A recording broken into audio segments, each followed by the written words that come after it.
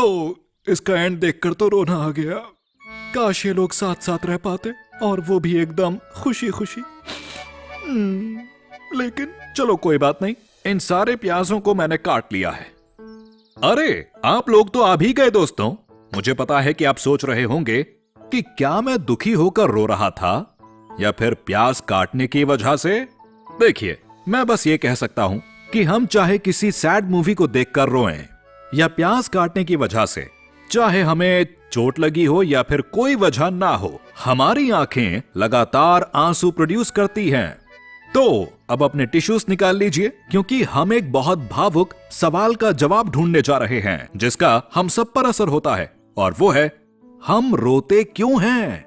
Zoom in.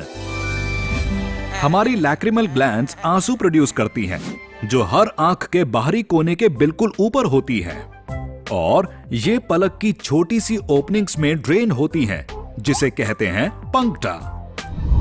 रोना इंसानी emotions को व्यक्त करने का एक बड़ा माध्यम है। हम रोते हैं जब हम दुखी होते हैं, खुश या फिर कुछ और वजहों से। लेकिन क्या आपको पता है कि आंसू कई प्रकार के होते हैं? हाँ, आंसू मूल रूप से 3 प्रकार के होते हैं: बेसल, रिफ्लेक्स और साथ ही साइको इमोशनल आंसू। चलो अब उनकी बात करते हैं जो हमारी आंखें लगातार प्रोड्यूस करती हैं, और वो हैं बेसल टीयर।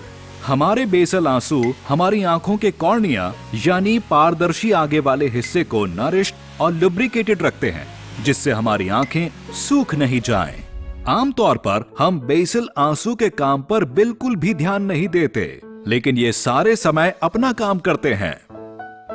इसके बाद बारी आती है रिफ्लेक्स आंसू, जिन्हें हानिकारक कण और पदार्थों को धोने के लिए डिजाइन किया गया है, जो कि काफी ज्यादा मात्रा में निकलते हैं। तो जब आपकी मॉम प्याज काटती हैं, तो आपके रिफ्लेक्स आंसू ही बहते हैं।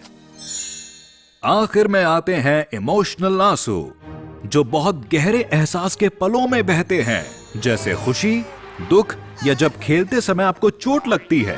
आपके मूड को स्टेबलाइज करने के लिए, क्योंकि इनमें होते हैं स्ट्रेस हार्मोन्स और कुदरती पेन किलर्स, जिनसे आप बेहतर महसूस करते हैं। Trivia time.